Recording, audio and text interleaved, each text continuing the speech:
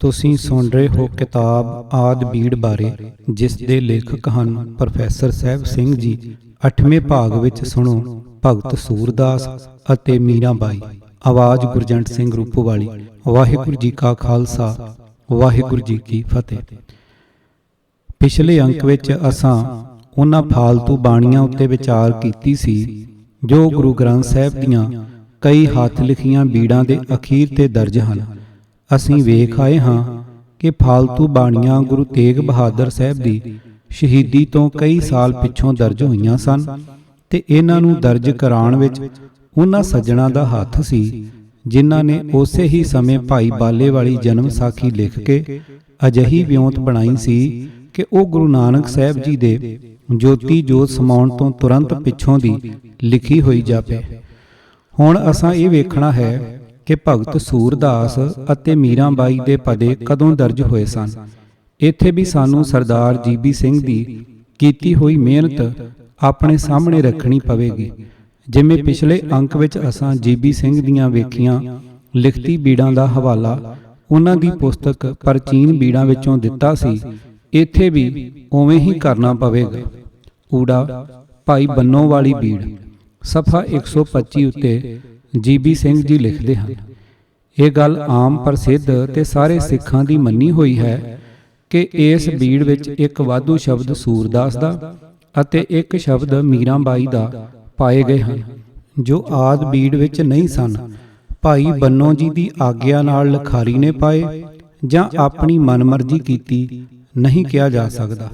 ਆਖਰ ਇਹਨਾਂ ਸ਼ਬਦਾਂ ਵਿੱਚ ਕੁਝ ਵੀ ਸਿੱਖੀ ਦੇ ਬਰਖਲਾਫ ਜਾਂ ਇਤਰਾਜ਼ਯੋਗ ਗੱਲ ਨਹੀਂ ਸੀ। ਦੋਵੇਂ ਸ਼ਬਦ ਗੁਰੂ ਆਸ਼ੇ ਦੇ ਅਨੁਸਾਰ ਹਨ। ਸੂਰਦਾਸ ਦਾ ਜੋ ਸ਼ਬਦ ਵਧਾਇਆ ਗਿਆ ਹੈ ਉਹ ਇਹ ਹੈ, ਛਾੜ ਮਨ ਹਾਰ ਬਿਮੁਖਨ ਕੋ ਸੰਗ, ਕਹਾਂ ਭਇਓ ਪੈ ਪਾਨ ਪਿਆਏ, ਵੇਖ ਨਹੀਂ ਤਜਤ ਭੁਯੰਗ ਰਹਾਉ, ਕਾਗਾਂ ਕਾ ਕਪੂਰ ਚੁਗਾਏ, ਸਵਾਨ ਨਾਏ ਰੰਗ, ਖਰ ਕੋ ਕਹਾਂ ਅਗਰ ਕੋ ਲੇਪਨ, ਮਰਕਟ ਭੂਖਨ ਅੰਗ, ਪਾਹਨ ਪਤਤ ਬਾਨ ਬੇਦੇ, ਰੀਤੇ ਹੋਏ ਨਿਖੰਗ, ਸੂਰਦਾਸ ਕੀ ਕਾਲੀ ਕਮਰੀ, ਚੜਤ ਨਾ ਦੂਜਾ ਰੰਗ।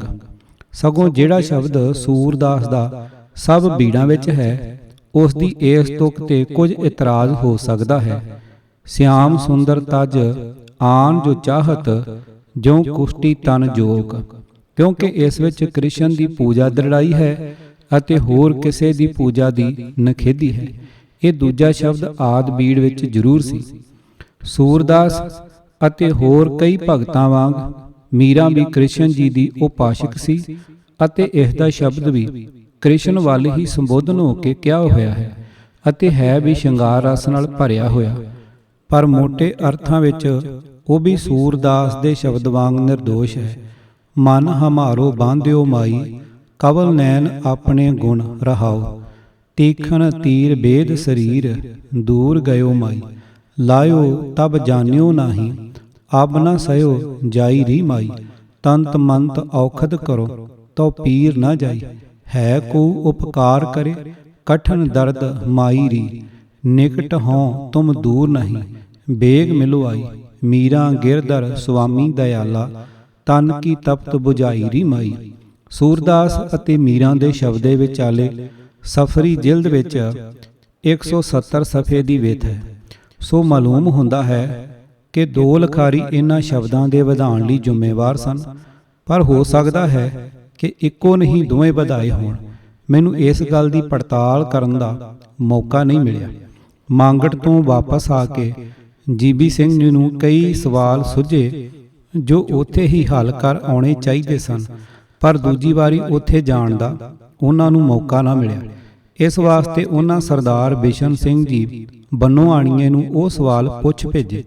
ਬਿਸ਼ਨ ਸਿੰਘ ਜੀ ਨੇ ਭਾਈ ਬੰਨੋ ਵਾਲੀ ਬੀੜ ਤੋਂ ਮੁੜ ਪੜਤਾਲ ਕੀਤੀ ਤੇ ਜੀਬੀ ਸਿੰਘ ਜੀ ਨੂੰ ਉਸ ਪੜਤਾਲ ਦਾ ਸਿੱਟਾ ਦੱਸਣ ਲਈ ਆਪ ਲਾਹੌਰ ਚੱਲ ਕੇ ਆਏ। ਇਹਨਾਂ ਦੋਹਾਂ ਵਾਧੂ ਪਦਿਆਂ ਬਾਰੇ ਬਿਸ਼ਨ ਸਿੰਘ ਜੀ ਨੇ ਇਉਂ ਦੱਸਿਆ, ਵੇਖੋ ਸਫਾ 137।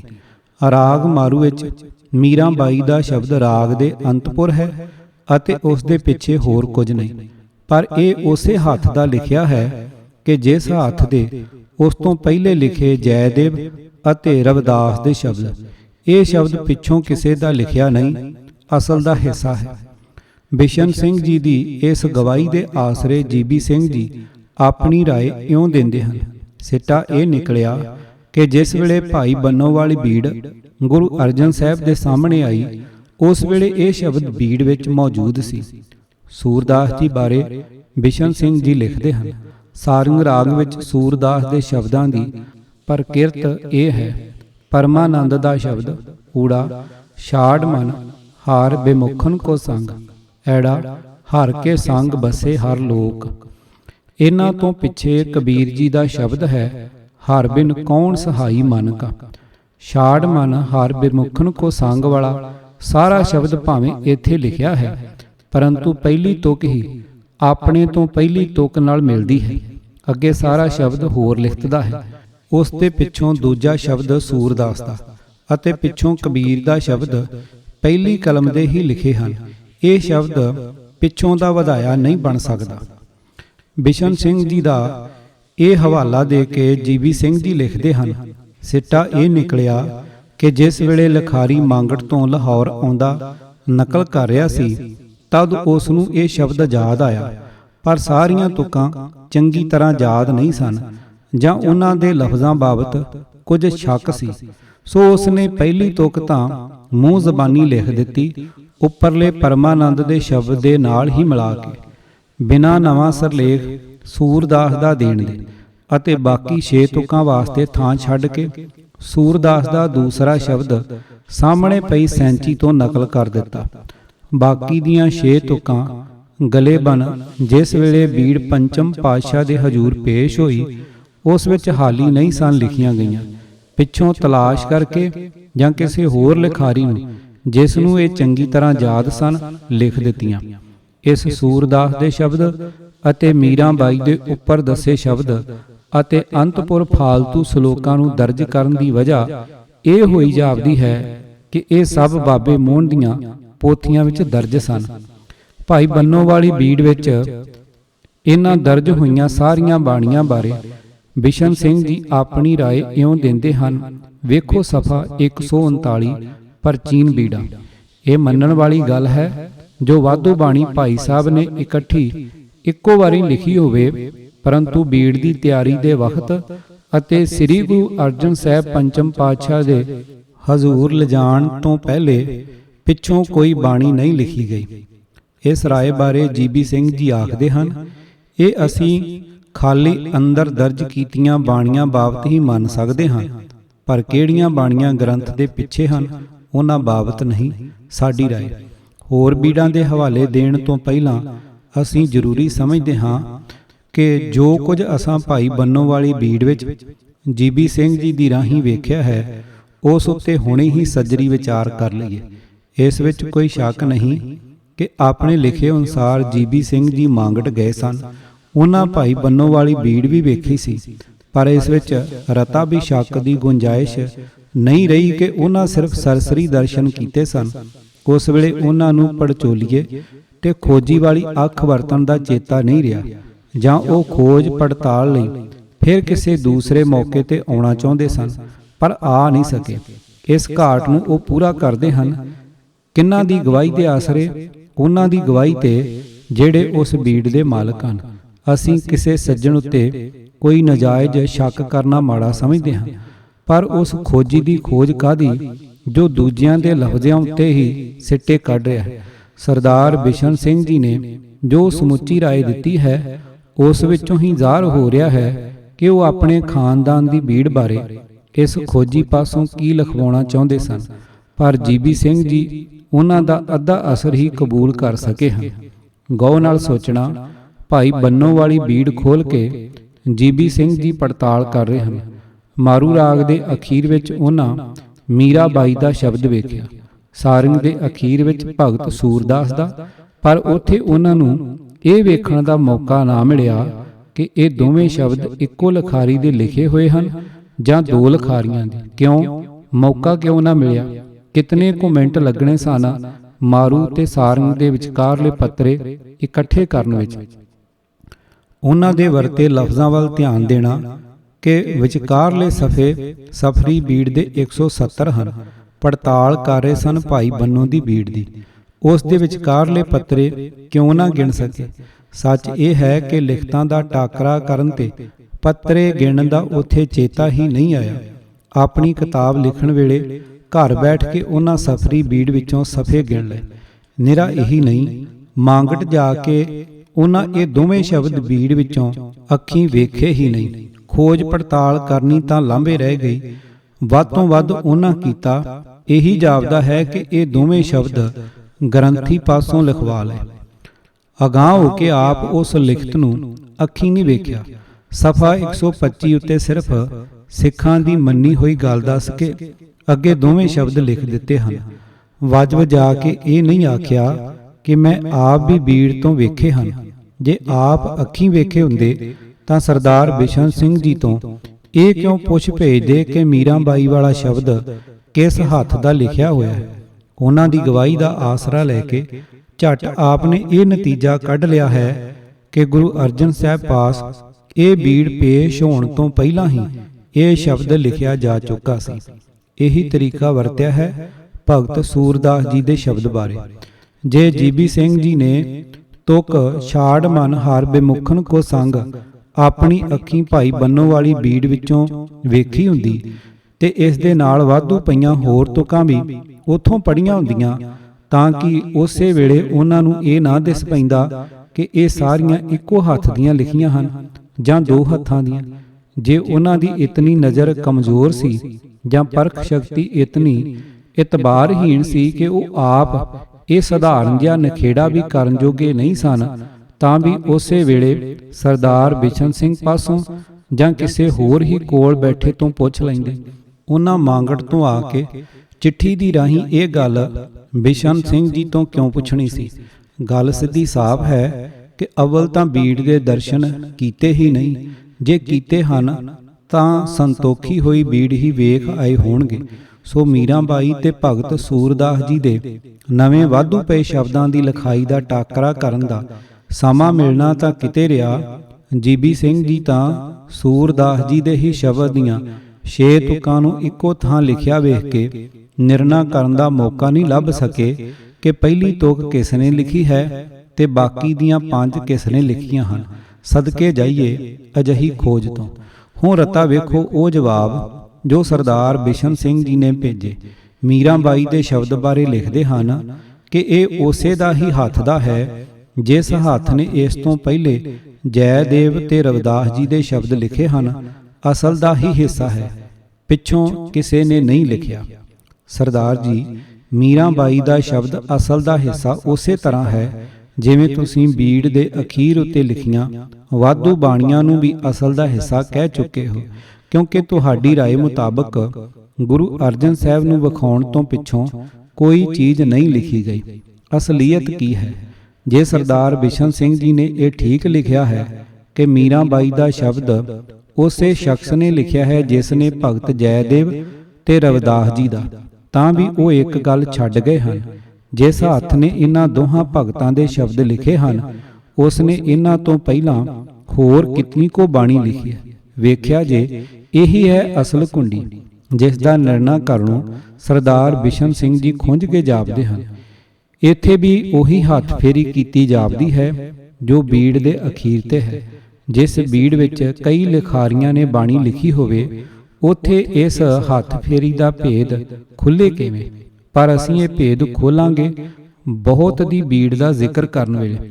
ਹਾਲਾਂ ਅਸਲ ਗੱਲ ਇਉਂ ਜਾਪਦੀ ਹੈ ਕਿ ਮੀਰਾਂ ਬਾਈ ਦਾ ਸ਼ਬਦ ਦਰਜ ਕਰਨ ਲਈ ਤੇ ਇਹ ਦੱਸਣ ਲਈ ਕਿ ਇਹ ਪਹਿਲਾਂ ਹੀ ਦਰਜ ਸੀ, ਮਾਰੂ ਰਾਗ ਦੀਆਂ ਕੁਝ ਜੁਜਾਂ ਕੱਢ ਕੇ ਨਵੇਂ ਵਰਕੇ ਪਾਏ ਜਾਪਦੇ ਹਨ। ਉਹਨਾਂ ਸਾਰੇ ਵਰਕਿਆਂ ਉੱਤੇ ਮੀਰਾਂ ਦੇ ਸ਼ਬਦ ਸਮੇਤ ਇੱਕੋ ਹੱਥ ਦੀ ਬਾਣੀ ਲਿਖੀ ਹੋਈ ਹੈ ਤੇ ਸਰਦਾਰ ਬਿਸ਼ਨ ਸਿੰਘ ਜੀ ਨੇ ਠੀਕ ਆਖਿਆ ਹੈ ਕਿ ਇਹ ਸਭ ਕੁਝ ਇੱਕ ਹੱਥ ਦਾ ਲਿਖਿਆ ਹੋਇਆ ਹੈ। ਹੁਣ ਆਓ ਭਗਤ ਸੂਰਦਾਸ ਜੀ ਦੀ ਇਕੱਲੀ ਤੁਕ ਵੱਲ। ਅਦਲਾ ਬਦਲੀ ਕਰਨ ਵਾਲਿਆਂ ਨੇ ਇੱਥੇ ਜੁਜਾਂ ਕੱਢਣ ਦੀ ਲੋੜ ਨਹੀਂ ਸਮਝੀ। ਸ਼ੱਕ ਪੈ ਸਕਦਾ ਹੈ ਇਕੱਲੀ ਤੁਕ ਉੱਤੇ। ਸਾਰਾ ਸ਼ਬਦ ਤਾਂ ਸਗੋਂ ਠੀਕ ਪਿਆ ਜਾਪਦਾ ਹੈ। ਅਣਜਾਣ ਪਾਠਕ ਇਹੀ ਭੁਲੇਖਾ ਖਾਏਗਾ ਕਿ ਜਿਸ ਨੇ ਇਹ ਇਕੱਲੀ ਤੁਕ ਲਿਖੀ ਹੈ ਕਿਸੇ ਕਾਰਨ ਉਹ ਸਾਰਾ ਸ਼ਬਦ ਲਿਖਣੋਂ ਖੁੰਝਣ ਦੀ ਉਕਾਈ ਖਾ ਗਿਆ ਹੈ। ਪਰ ਵੇਖੋ ਸਿੱਟੇ, ਜੀਬੀ ਸਿੰਘ ਜੀ ਦੇ। ਲਿਖਦੇ ਹਨ ਕਿ ਮਾਂਗੜ ਤੋਂ ਆਉਂਦਿਆਂ ਰਾਹ ਵਿੱਚ ਲਖਾਰੀ ਨੂੰ ਇਹ ਸ਼ਬਦ ਯਾਦ ਆ ਗਿਆ ਤੇ ਉਸ ਨੇ ਮੂੰਹ ਜ਼ਬਾਨੀ ਪਹਿਲੀ ਤੁਕ ਲਿਖ ਦਿੱਤੀ। ਖੋਜੀ ਸੱਜਣ ਜੀ ਨੇ ਇੱਥੇ ਆਪਣੀ ਖੋਜ ਨੂੰ ਕਿਤਨਾ ਹਾਸੋਹੀਣਾ ਬਣਾਇਆ ਹੈ। ਕੀ ਲਖਾਰੀ ਆਪਣੇ ਚੇਤੇ ਉਤਾਰ ਰਹੇ ਸਨ ਜਾਂ ਆਦ ਬੀੜ ਤੋਂ ਉਤਾਰਾ ਕਰ ਰਹੇ ਸਨ? ਚੰਗੀ ਇਮਾਨਦਾਰੀ ਸੀ ਉਸ ਲਖਾਰੀ ਦੀ ਜਿਸ ਨੇ ਆਪਣੇ ਕੋਲੋਂ ਹੀ ਇਹ ਇਕੱਲੀ ਤੁਕ ਲਿਖ ਲਈ, ਪਰ ਉਸ ਦਾ ਚੇਤਾ ਵੀ ਰਤਾ ਵੇਖੋ। ਕਿ ਇਸ ਪਹਿਲੀ ਤੁਕ ਤੋਂ ਛੁੱਟ ਬਾਕੀ ਦਾ ਸ਼ਬਦ ਲਖਾਰੀ ਨੂੰ ਭੁੱਲ ਗਿਆ ਸੀ ਕਿ ਸ਼ਬਦ ਦੇ ਕਰਤਾ ਭਗਤ ਜੀ ਦਾ ਨਾਮ ਵੀ ਭੁੱਲ ਗਿਆ ਸੀ? ਇਸ ਤੁਕ ਉੱਤੇ ਉਸ ਨੇ ਸਾਰੰਗ ਸੂਰਦਾਸ ਕਿਉਂ ਨਾ ਲਿਖਿਆ? ਕਿ ਉਸ ਲਖਾਰੀ ਨੂੰ ਭਗਤ ਦਾ ਨਾਮ ਹੀ ਭੁੱਲ ਗਿਆ ਸੀ? ਤਾਂ ਕਿ ਅਜੇ ਵੀ ਤੁਸੀਂ ਅਜਿਹੇ ਲਖਾਰੀ ਨੂੰ ਇਮਾਨਦਾਰ ਮੰਨੋਗੇ? ਜੀਬੀ ਸਿੰਘ ਜੀ ਲਿਖਦੇ ਹਨ ਕਿ ਸੂਰਦਾਸ ਦਾ ਦੂਸਰਾ ਸ਼ਬਦ ਲਖਾਰੀ ਨੇ ਸਾਹਮਣੇ ਪਈ ਸੈਂਚੀ ਤੋਂ ਨਕਲ ਕਰ ਲਿਆ।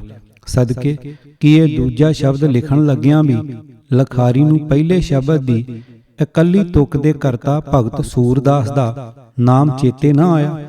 ਫਿਰ ਵੀ ਉਸਨੇ ਪਹਿਲੀ ਤੁਕ ਨੂੰ, ਜੋ ਉਹ ਆਪਣੀ ਯਾਦ ਤੋਂ ਆਪ ਹੀ ਵਧਾ ਰਿਹਾ ਸੀ, ਸਿਰਲੇਖ ਤੋਂ ਬਿਨਾਂ ਕਿਉਂ ਰਹਿਣ ਦਿੱਤਾ? ਜੀਬੀ ਸਿੰਘ ਜੀ, ਅਸਲ ਗੱਲ ਤੋਂ ਤੁਸੀਂ ਖੁੰਝ ਰਹੇ ਹੋ। ਆਦ ਬੀੜ ਵਿੱਚ ਸੂਰਦਾਸ ਜੀ ਦੀ ਇਹ ਇਕੱਲੀ ਹੀ ਤੁਕ ਸੀ ਤੇ ਸਿਰਲੇਖ ਤੋਂ ਬਿਨਾਂ ਹੀ ਸੀ। ਭਾਈ ਬੰਨੋ ਦੇ ਲਖਾਰੀ ਦਾ ਕੋਈ ਦੋਸ਼ ਨਹੀਂ, ਉਸ ਨੇ ਹੂਬਹੂ ਉਸੇ ਤਰ੍ਹਾਂ ਉਤਾਰਾ ਕਰ ਦਿੱਤਾ ਸੀ। ਐੜਾ ਪਿੰਡ ਬਹੁਤ ਵਾਲੀ ਬੀੜ। ਇਹ ਬੀੜ ਸਰਦਾਰ ਜੀਬੀ ਸਿੰਘ ਨੇ ਅੱਖੀਂ ਵੇਖੀ ਤੇ ਇਸ ਬਾਬਤ ਲਿਖਿਆ ਹੈ ਕਿ ਭਾਈ ਬੰਨੋ ਵਾਲੀ ਬੀੜ ਤੋਂ ਉਸ ਬੀੜ ਦੇ ਆਪਣੇ ਬਣਨ ਦੇ 1 ਸਾਲ ਦੇ ਅੰਦਰ ਅੰਦਰ ਹੀ ਇਹ ਉਤਾਰਾ ਹੋ ਗਿਆ ਸੀ ਤੇ ਇਹ ਸਾਰੀ ਬੀੜ ਇੱਕੋ ਹੱਥ ਦੀ ਲਿਖੀ ਹੋਈ ਹੈ। ਭਾਈ ਬੰਨੋ ਵਾਲੀ ਬੀੜ ਉੱਤੇ ਪਿਛਲੀ ਵਿਚਾਰ ਵਿੱਚ ਅਸੀਂ ਸਰਦਾਰ ਬਿਸ਼ਨ ਸਿੰਘ ਜੀ ਬੰਨੋਆਣੀਏ ਅਤੇ ਸਰਦਾਰ ਜੀਬੀ ਸਿੰਘ ਦੀ ਰਾਏ ਵੇਖ ਆਏ ਹਾਂ। ਇਹ ਦੋਵੇਂ ਇਸ ਖਿਆਲ ਦੇ ਹਨ ਕਿ ਜਦੋਂ ਭਾਈ ਬੰਨੋ ਨੇ ਆਪਣੀ ਬੀੜ ਗੁਰੂ ਅਰਜਨ ਸਾਹਿਬ ਦੀ ਹਜ਼ੂਰੀ ਵਿੱਚ ਪੇਸ਼ ਕੀਤੀ, ਉਸ ਵੇਲੇ ਮੀਰਾਬਾਈ ਵਾਲਾ ਸ਼ਬਦ ਇਸ ਵਿੱਚ ਲਿਖਿਆ ਜਾ ਚੁੱਕਾ ਸੀ। ਬਹੁਤ ਵਾਲੀ ਬੀੜ ਭਾਈ ਬੰਨੋ ਦੀ ਬੀੜ ਦਾ ਉਤਾਰਾ ਹੈ। ਗੁਰੂ ਅਰਜਨ ਸਾਹਿਬ ਦੀ ਹਯਾਤ ਵਿੱਚ ਹੀ ਹੋਇਆ। ਜੀਬੀ ਸਿੰਘ ਜੀ ਨੂੰ ਆਪ ਤਾਂ ਪੜਤਾਲ ਕਰਨ ਦਾ ਮੌਕਾ ਨਹੀਂ ਮਿਲਿਆ। ਉਹ ਆਖਦੇ ਹਨ, ਮੈਂ ਕਾਲ ਵਿੱਚ ਥੋੜਾ ਵਕਤ ਹੀ ਦੇ ਸਕਿਆ ਸਾਂ, ਪਰ ਉਹਨਾਂ ਦੇ ਥਾਂ ਸਰਦਾਰ ਬਿਸ਼ਨ ਸਿੰਘ ਜੀ ਬੰਨੋਆੜੀਆਂ ਨੇ ਜਾ ਕੇ ਪੜਤਾਲ ਕੀਤੀ ਤੇ ਮੀਰਾਬਾਈ ਦੇ ਸ਼ਬਦ ਬਾਬਤ ਇਉਂ ਲਿਖ ਭੇਜਿਆ। ਪ੍ਰਾਚੀਨ ਬੀੜਾਂ ਪੰਨਾ 143। ਰਾਗ ਮਾਰੂ ਹੇਠਾਂ ਜੈਦੇਵ ਦਾ ਇਹ ਸ਼ਬਦ ਚੰਦ ਸੱਤ ਭੇਦਿਆ। ਸ਼ੇਕੜਪੁਰ ਆ ਕੇ ਪਿੱਛੇ ਥਾਂ ਖਾਲੀ ਪਈ ਸੀ, ਉਥੇ ਕਿਸੇ ਹੋਰ ਹੱਥ ਦੇ ਲਿਖੇ ਇਹ 2 ਸ਼ਬਦ ਹਨ। ਊੜਾ ਰਵਿਦਾਸ ਦਾ ਸ਼ਬਦ ਸੁਖ ਸਾਗਰ ਚਿੰਤਾ ਮਨ। ਐੜਾ ਮੀਰਾਬਾਈ ਦਾ ਸ਼ਬਦ ਮਨ ਹਮਾਰੋ ਬੇਦਿਓ। ਥਾਂ ਹਾਲੀ ਵੀ ਖਾਲੀ ਪਈ ਹੈ। ਪੰਨਾ 348 ਪੁਰ। ਰਤਾ ਧਿਆਨ ਨਾਲ ਵਿਚਾਰਨਾ।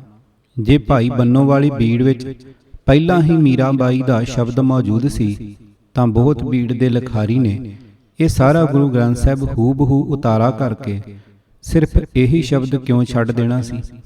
ਅਸਲੀਅਤ ਇਹ ਹੈ ਕਿ ਜਦੋਂ ਬਹੁਤ ਬੀੜ ਲਿਖੀ ਗਈ, ਭਾਈ ਬੰਨੋ ਦੀ ਬੀੜ ਵਿੱਚ ਇਹ ਸ਼ਬਦ ਹੈ ਹੀ ਨਹੀਂ ਸੀ। ਥੋੜਾ ਕੁ ਪਛਾਂ ਪਰਤੀਏ, ਉਸ ਬੀੜ ਬਾਰੇ ਬਿਸ਼ਨ ਸਿੰਘ ਜੀ ਨੇ ਲਿਖ ਭੇਜਿਆ ਕਿ ਉਸ ਵਿੱਚ ਜੈਦੇਵ ਜੀ, ਰਵਿਦਾਸ ਜੀ ਅਤੇ ਮੀਰਾਬਾਈ ਦੇ ਸ਼ਬਦ ਇੱਕੋ ਹੱਥ ਦੇ ਲਿਖੇ ਹੋਏ ਹਨ। ਇਨ੍ਹਾਂ ਇੱਕੋ ਹੱਥ ਦੇ ਲਿਖੇ ਸ਼ਬਦਾਂ ਵਿੱਚੋਂ ਬਹੁਤ ਬੀੜ ਦਾ ਲਖਾਰੀ ਸਿਰਫ ਮੀਰਾਬਾਈ ਦਾ ਸ਼ਬਦ ਲਿਖਣੋਂ ਖੁੰਝ ਨਹੀਂ ਸੀ ਸਕਦਾ। ਉਹ ਜ਼ਰੂਰ ਸਾਰੇ ਹੀ ਉਤਾਰਦਾ, ਪਰ ਉਤਾਰਦਾ ਕਿੱਥੋਂ? ਮੀਰਾਬਾਈ ਵਾਲਾ ਤਾਂ ਤਦੋਂ ਹੈ ਹੀ ਨਹੀਂ ਸੀ ਤੇ ਇਹ ਤਿੰਨੇ ਇੱਕੋ ਹੱਥ ਦੇ ਕਦੋਂ ਬਣੇ ਤੇ ਕਿਵੇਂ ਬਣੇ? ਕਦੋਂ ਬਣੇ ਵਾਲੀ ਘੁੰਡੀ ਤਾਂ ਅਗਾਂਹ ਚੱਲ ਕੇ ਖੁੱਲੇਗੀ, ਕਿਵੇਂ ਬਣੀ ਵਾਲੀ ਗੱਲ ਸਾਫ਼ ਹੈ। ਇੱਕ ਮੌਕਾ ਆਇਆ ਜਦੋਂ ਵਿੱਚੋਂ ਪੱਤਰੇ ਕੱਢੇ ਗਏ ਤੇ ਮੀਰਾਬਾਈ ਦੇ ਸ਼ਬਦ ਸਮੇਤ ਇਸ ਤੋਂ ਪਹਿਲੇ ਕੁਝ ਹੋਰ ਸ਼ਬਦ ਇੱਕੋ ਹੱਥ ਦੇ ਲਿਖੇ ਗਏ ਤਾਂ ਕਿ ਮੀਰਾਬਾਈ ਵਾਲਾ ਵੀ ਅਸਲੀ ਹੀ ਜਾਪੇ। ਇਹੀ ਚਾਲ ਬਹੁਤ ਬੀੜ ਵਿੱਚ ਵਰਤੀ ਗਈ ਹੈ। ਇਸ ਉੱਤੇ ਵੀ ਉਹੀ ਮੌਕਾ ਆ ਬਣਿਆ। ਨਹੀਂ ਤਾਂ ਬਹੁਤ ਬੀੜ ਦਾ ਲਖਾਰੀ ਉਤਾਰਾ ਕਰਨ ਵੇਲੇ ਰਵਿਦਾਸ ਜੀ ਦਾ ਸ਼ਬਦ ਵੀ ਕਿਉਂ ਛੱਡ ਦਿੰਦਾ? ਉਸ ਨੇ ਨਹੀਂ ਸੀ ਛੱਡਿਆ। ਵਿਚਾਰੇ ਸ਼ਰਧਾਲੂ ਕਾਤਬਾਂ ਦੀ ਇੱਜ਼ਤ ਨੂੰ ਹੱਥ ਨਾ ਪਾਈਏ। ਹਾਂ, ਉਹੀ ਮੌਕਾ ਆ ਬਣਿਆ। ਸਬੱਬ ਨਾਲ ਰਵਿਦਾਸ ਜੀ ਦਾ ਸ਼ਬਦ ਹੀ ਇਕੱਲੇ ਵਰਕੇ ਤੇ ਹੋਵੇਗਾ। ਇਹ ਵਰਕਾ ਕੱਢਿਆ ਗਿਆ, ਇਸ ਥਾਂ ਨਵਾਂ ਵਰਕਾ ਪੈ ਗਿਆ ਤੇ ਰਵਿਦਾਸ ਜੀ ਦਾ ਅਤੇ ਮੀਰਾਂ ਬਾਈ ਦਾ ਸ਼ਬਦ ਇੱਕੋ ਹੱਥ ਦੇ ਹੋ ਗਏ, ਤਾਂ ਕਿ ਮੀਰਾਂ ਬਾਈ ਦੇ ਸ਼ਬਦ ਉੱਤੇ ਸ਼ੱਕ ਨਾ ਪਏ। ਸਰਦਾਰ ਜੀਬੀ ਸਿੰਘ ਜੀ ਨੇ ਕਾਹਲ ਵਿੱਚ ਨਾ ਹੁੰਦੇ ਤੇ ਪੰਥ ਦੀ ਜ਼ਿੰਦਗੀ ਮੌਤ ਦੇ ਸਵਾਲ ਨੂੰ ਹੱਥ ਪਾ ਕੇ ਇਸ ਤਰ੍ਹਾਂ ਹਰ ਥਾਂ ਥੋੜ੍ਹਾ ਵਕਤ ਹੀ ਦੇਣ ਦਾ ਤਰੀਕਾ ਨਾ ਵਰਤਦੇ ਤਾਂ ਬਹੁਤ ਬੀੜ ਵੀ ਇਹਨਾਂ ਮੀਰਾਂ ਬਾਈ ਵਾਲੇ ਪੱਤਰਿਆਂ ਉੱਤੇ ਉਹਨਾਂ ਨੂੰ ਕੁਝ ਹੋਰ ਗੱਲਾਂ ਸੁਝਾ ਦਿੰਦੀ। ਇੱਥੇ ਸ਼ਾਇਦ ਨਿਰੇ ਰਵਿਦਾਸ ਜੀ ਅਤੇ ਮੀਰਾਂ ਬਾਈ ਦੇ ਹੀ ਇੱਕੋ ਹੱਥ ਦੇ ਸ਼ਬਦ ਨਾ ਹੁੰਦੇ। ਖੈਰ, ਫਿਰ ਵੀ ਅਸਾਂ ਇਹ ਭੇਦ ਲੱਭ ਹੀ ਲਿਆ ਹੈ ਕਿ ਮੀਰਾਂ ਬਾਈ ਵਾਲਾ ਸ਼ਬਦ ਪਹਿਲਾਂ ਨਾ ਹੀ ਬੰਨੋਂ ਦੀ ਬੀੜ ਵਿੱਚ ਸੀ ਤੇ ਨਾ ਹੀ ਬਹੁਤ ਬੀੜ ਵਿੱਚ ਆ ਸਕਿਆ। ਅੱਗੇ ਸੂਰਦਾਸ ਜੀ ਦੇ ਸ਼ਬਦ ਬਾਰੇ ਸਰਦਾਰ ਜੀਬੀ ਸਿੰਘ ਨੂੰ ਇਹ ਖੋਜ ਪੜਤਾਲ ਲਿਖ ਕੇ ਭੇਜੀ ਗਈ। ਪੰਨਾ 144। ਰਾਗ ਸਾਰਿੰਗ ਹੇਠਾਂ ਸੂਰਦਾਸ ਦਾ ਸ਼ਬਦ ਛਾੜ ਮਨ ਹਰ ਬਿਮੁਖਨ ਕੋ ਸੰਗ ਅਤੇ ਕਬੀਰ ਦਾ ਸ਼ਬਦ ਹਰ ਬਿਨ ਕੌਣ ਸਹਾਈ ਮਨ ਕਾ, ਇਹ ਪਿੱਛੋਂ ਇੱਕ ਹੋਰ ਹੱਥ ਦੇ ਲਿਖੇ ਹਨ। ਵੇਖਿਆ ਜੇ ਜੋ ਚਾਲ ਭਾਈ ਬੰਨੋ ਵਾਲੀ ਬੀੜ ਵਿੱਚ ਮੀਰਾਂ ਬਾਈ ਦੇ ਸ਼ਬਦ ਵਾਸਤੇ ਵਰਤੀ ਗਈ ਹੈ, ਉਹੀ ਇੱਥੇ ਸੂਰਦਾਸ ਦੇ ਵਾਧੂ ਸ਼ਬਦ ਲਈ ਵਰਤੀ ਹੈ। ਕਬੀਰ ਜੀ ਦਾ ਸ਼ਬਦ ਹਰ ਬਿਨ ਕੌਣ ਸਹਾਈ ਮਨ ਕਾ ਭਾਈ ਬੰਨੋ ਦੀ ਬੀੜ ਵਿੱਚ ਪਹਿਲਾਂ ਹੀ ਮੌਜੂਦ ਸੀ ਤੇ ਪਹਿਲੇ ਅਸਲ ਲਖਾਰੀ ਦੇ ਹੱਥਾਂ ਦਾ ਲਿਖਿਆ ਹੋਇਆ ਸੀ। ਬਹੁਤ ਬੀੜ ਦੇ ਲਖਾਰੀ ਨੇ ਉਤਾਰਾ ਕਰਨ ਵੇਲੇ ਇਹ ਕਿਉਂ ਛੱਡ ਦੇਣਾ ਸੀ? ਸਵਾਦ ਦੀ ਗੱਲ ਇਹ ਹੈ ਕਿ ਸਾਰੇ ਹੀ ਗੁਰੂ ਗ੍ਰੰਥ ਸਾਹਿਬ ਦਾ ਉਤਾਰਾ ਤਾਂ ਇਹ ਲਖਾਰੀ ਠੀਕ ਕਰ ਸਕਿਆ ਹੈ, ਪਰ ਉਕਾਈ ਖਾਂਦਾ ਹੈ ਸਿਰਫ ਉਹਨਾਂ ਦੋ ਥਾਵਾਂ ਤੇ ਜਿੱਥੇ ਦਾਲ ਵਿੱਚ ਕੁਝ ਕਾਲਾ ਕਾਲਾ ਹੈ। ਨਹੀਂ, ਲਖਾਰੀ ਨਰੋਲ ਨਿਰਦੋਸ਼ ਹੈ। ਉਸ ਨੇ ਨਾ ਹੀ ਉਕਾਈ ਖਾਧੀ, ਨਾ ਹੀ ਇੱਥੇ ਉਸ ਦੀ ਨੀਅਤ ਵਿੱਚ ਕੋਈ ਫਰਕ ਪਿਆ। ਹਾਂ, ਇੱਥੇ ਵੀ ਉਹੀ ਮੌਕਾ ਬਣਿਆ ਜੋ ਅਖੀਰਲੀਆਂ ਵਾਧੂ ਬਾਣੀਆਂ ਵਾਸਤੇ ਬਣਦਾ ਗਿਆ ਸੀ ਤੇ ਜੋ ਮੀਰਾਂ ਦੇ ਸ਼ਬਦ ਬਾਰੇ ਬਣਿਆ। ਇੱਥੇ ਵੀ ਪੱਤਰੇ ਕੱਢੇ ਪਾਏ ਗਏ। ਭਗਤ ਕਬੀਰ ਜੀ ਦਾ ਸ਼ਬਦ ਇੱਕੋ ਹੱਥ ਵਾਸਤੇ ਜਾਣ ਬੁੱਝ ਕੇ ਛੱਡ ਲਿਆ ਗਿਆ ਤਾਂ ਕਿ ਉਸੇ ਹੱਥ ਦਾ ਲਿਖਿਆ ਸੂਰਦਾਸ ਜੀ ਦਾ ਸ਼ਬਦ ਵੀ ਅਸਲੀ ਜਾਪ ਸਕੇ। ਸਰਦਾਰ ਜੀਬੀ ਸਿੰਘ ਦੀ ਕਾਹਲ ਨੇ ਇੱਥੇ ਵੀ ਉਹਨਾਂ ਦੀ ਖੋਜ ਨੂੰ ਭਾਰੀ ਸੱਟ ਮਾਰ ਦਿੱਤੀ। ਭਾਈ ਬੰਨੋ ਦੀ ਬੀੜ ਅਤੇ ਪਿੰਡ ਬੋਹ ਦੀ ਬੀੜ ਸਭ ਤੋਂ ਪਹਿਲੇ ਉਤਾਰੇ ਹਨ। ਹੋਰ ਜੋ ਵੀ ਉਤਾਰੇ ਹੁੰਦੇ ਰਹੇ ਆਮ ਤੌਰ ਤੇ ਇਹਨਾਂ ਤੋਂ ਹੀ ਹੋਣੇ ਸਨ। ਬੀੜਾਂ ਦੇ ਅਖੀਰ ਤੇ ਵਧਾਈਆਂ ਫਾਲਤੂ ਬਾਣੀਆਂ ਦੀ ਪੜਤਾਲ ਕਰਨ ਵੇਲੇ ਸਾਨੂੰ ਸਾਰੀਆਂ ਬੀੜਾਂ ਦੋ ਹਿੱਸਿਆਂ ਵਿੱਚ ਵੰਡਣੀਆਂ ਪਈਆਂ ਸਨ। ਇੱਕ ਉਹ ਜੋ ਗੁਰੂ ਤੇਗ ਬਹਾਦਰ ਸਾਹਿਬ ਦੀ ਸ਼ਹੀਦੀ ਤੋਂ ਪਹਿਲਾਂ ਲਿਖੀਆਂ ਗਈਆਂ ਤੇ ਦੂਜੀਆਂ ਉਹ ਜੋ ਸੰਮਤ 1732 ਤੋਂ ਪਿੱਛੋਂ ਲਿਖੀਆਂ ਗਈਆਂ। ਭਗਤ ਸੂਰਦਾਸ ਜੀ ਅਤੇ ਮੀਰਾਂ ਬਾਈ ਦੇ ਸ਼ਬਦ ਦੀ ਪੜਤਾਲ ਵੀ ਸਾਨੂੰ ਉਸੇ ਹੀ ਵੰਡ ਤੇ ਅਪਣਾਉਂਦੀ ਹੈ ਤੇ ਉਸੇ ਹੀ ਨਤੀਜੇ ਤੇ ਲੈ ਜਾਂਦੀ ਹੈ। ਊੜਾ ਸੰਮਤ 1732 ਤੋਂ ਪਹਿਲਾਂ ਦੀਆਂ ਲਿਖੀਆਂ ਕੁਝ ਉਹ ਬੀੜਾਂ ਹਨ ਜਿਨ੍ਹਾਂ ਵਿੱਚ ਇਹ ਦੋਵੇਂ ਸ਼ਬਦ ਦਰਜ ਹਨ ਜਾਂ ਇਹਨਾਂ ਵਿੱਚੋਂ ਕੋਈ ਇੱਕ ਦਰਜ ਹੈ, ਪਰ ਸਾਰੀ ਬਾਣੀ ਇੱਕੋ ਹੱਥ ਹੁੰਦਿਆਂ ਵੀ ਇਹ ਵਾਧੂ ਪਾਏ ਸ਼ਬਦ ਕਿਸੇ ਹੋਰ ਹੱਥ ਦੇ ਹਨ। ਕੁਝ ਬੀੜਾਂ ਐਸੀਆਂ ਵੀ ਹਨ ਜਿਨ੍ਹਾਂ ਵਿੱਚ ਇਹ ਵਾਧੂ ਸ਼ਬਦ ਦਰਜ ਹੀ ਨਹੀਂ ਹਨ, ਜਿਵੇਂ ਕਿ ਉਹਨਾਂ ਵਿੱਚ ਅਖੀਰਲੀਆਂ ਫਾਲਤੂ ਬਾਣੀਆਂ ਵੀ ਨਹੀਂ ਹਨ। ਐੜਾ ਦੂਜੀ ਕਿਸਮ ਦੀਆਂ ਉਹ ਬੀੜਾਂ ਹਨ ਜੋ ਸੰਮਤ 1732 ਤੋਂ ਕਾਫੀ ਚਿਰ ਪਿੱਛੋਂ ਦੀਆਂ ਲਿਖੀਆਂ ਹਨ। ਇਹਨਾਂ ਦੀ ਸਾਰੀ ਲਿਖਾਈ ਇੱਕੋ ਹੱਥ ਦੀ ਹੈ। ਮੀਰਾਂ ਬਾਈ ਦਾ ਸ਼ਬਦ ਤੇ ਭਗਤ ਸੂਰਦਾਸ ਜੀ ਦਾ ਸਾਰਾ ਸ਼ਬਦ ਵੀ ਉਸੇ ਹੀ ਹੱਥ ਦਾ ਲਿਖਿਆ ਹੋਇਆ ਹੈ। ਅਸੀਂ ਹੁਣ ਇਹਨਾਂ ਬੀੜਾਂ ਦੇ ਕੁਝ ਹਵਾਲੇ ਦੇ ਕੇ ਇਸ ਲੇਖ ਨੂੰ ਮੁਕਾਉਂਦੇ ਹਾਂ। ਊੜਾ ਨੰਬਰ 1 ਬੂੜੇ ਸੰਧੂ ਵਾਲੀ ਬੀੜ ਜੋ ਸੰਮਤ 1662 ਵਿੱਚ ਲਿਖੀ ਗਈ ਸੀ।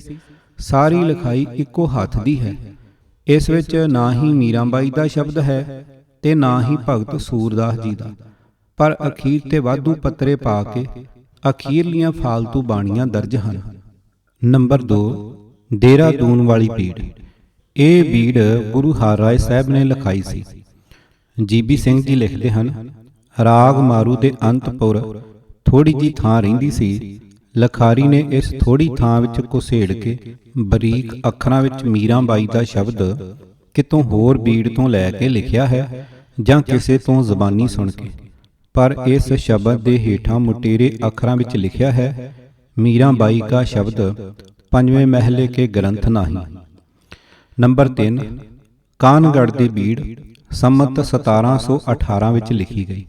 ਇਸ ਬੀੜ ਵਿੱਚ ਮੀਰਾਬਾਈ ਦਾ ਸ਼ਬਦ ਰਾਗ ਮਾਰੂ ਹੇਠਾਂ ਨਹੀਂ ਦਿੱਤਾ, ਨਾ ਰਾਗ ਸਾਰੰਗ ਵਿੱਚ ਸੂਰਦਾਸ ਦਾ ਪਹਿਲਾ ਸ਼ਬਦ ਜਾਂ ਉਸ ਦੀ ਪਹਿਲੀ ਤੁਕ। ਵੇਖੋ ਸਫਾ 181 ਪ੍ਰਾਚੀਨ ਬੀੜਾਂ।